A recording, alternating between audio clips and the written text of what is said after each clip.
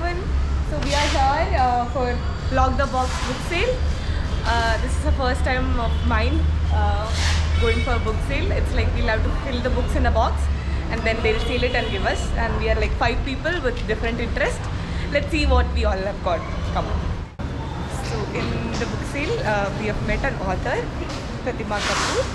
She has some nice books here which she shared us with. She'll be talking more about her books and the way she got inspiration maybe to write this one. So ma'am, can you give us? Actually, I'm an artist and I'm from Abhinav Kala Vidyalaya. So I did my commercial art there, but I never really worked as a commercial artist.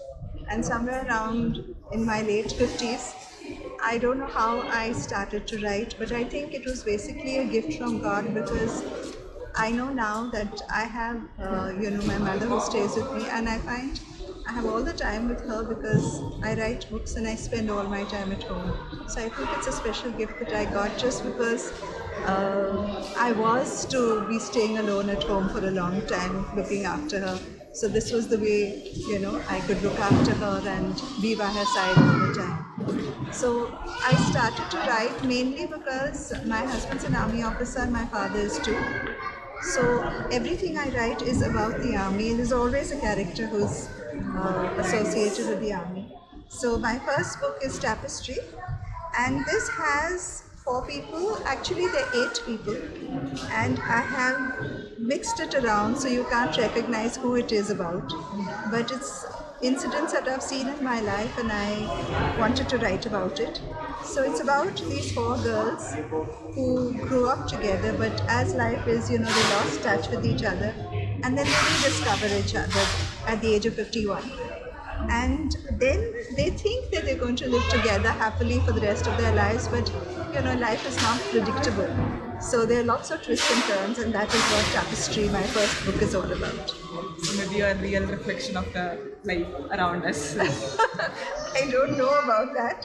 Sure, yes, I think the readers will let you know for sure. Then I went ahead and I wrote, and my second book is A Borrowed Place.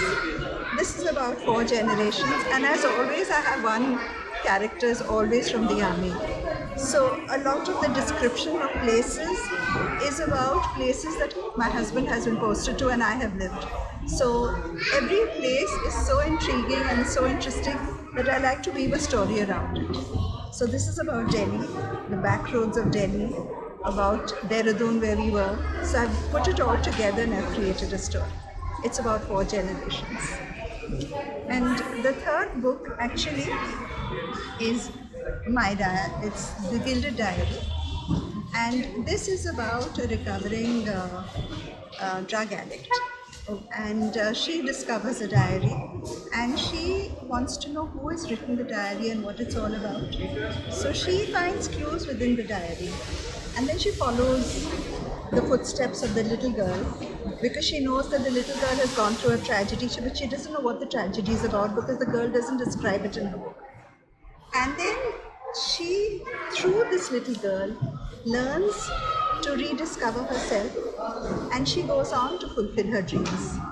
So this starts with a tragedy and ends on a very positive note about how, regardless of what problems you have in the future and in the past, you can always create a happy space for yourself and rise above it all and, become a success or at least have success in your life. So this is what a feel good book. I like feel good because I'm not particularly fond of unhappy endings. Sure. yes. Great. In this book, there is a lady who's 18 and she has written children's books over the years, but she doesn't have the ability to get them published. So the young girl who finds a diary is instrumental in publishing her book. So when I was thinking about that lady, I thought, what kind of a book could that lady have written? And while I was thinking about it, I wrote my first children's book, that is Angelica Angel, because I had only the name.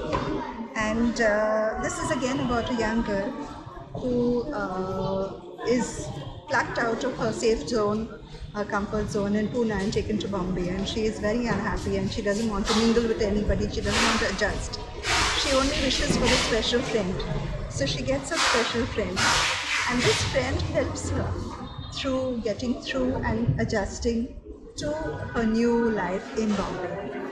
And my theory is that everyone has that special friend in their lives. It's just that when you are in terrible need, you'll find that person who will help you. And this is about a lot of, animals and the love of animals, kindness. So I hope through my books, without being preachy, I can teach children a few values which I think are necessary to take you through life. So I've done all the illustrations in this. Yeah. That's one thing I'll have to say.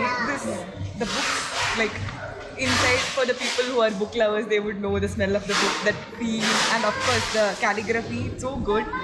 So what I've done with this is I have color photographs, pictures that I have done. These are all my illustrations.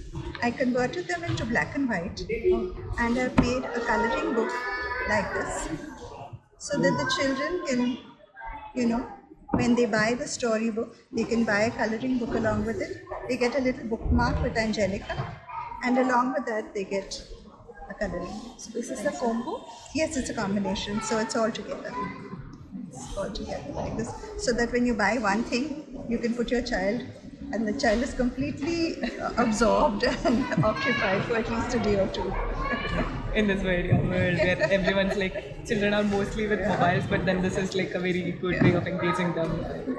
So when you told about this book, so my mom is in her 60s now, and she is getting back with her classmates. They are having this reunion. Isn't it strange? Everybody who's buying this book is telling me that they're doing the same exact thing, So I could relate it to very much like she's doing that exact same stuff. They have their reunions, they met together, they're having group meetings. Especially Corona, I think triggered the thing it. is, all of us, what happens is, life makes you so busy that you tend to put everybody to the side, and suddenly when you relax, when your kids are settled and all, suddenly you rediscover and say, my goodness, I've lost touch with everybody, Yeah. So then you tend to get back in touch with them. I guess on that note, these are all very relatable stories. So you please consider having a look and then of course reading it. Thank you so much. Nice meeting both of you. Bye. All the best. Thank you. I do have my own Facebook page and Instagram. I go by Books and More.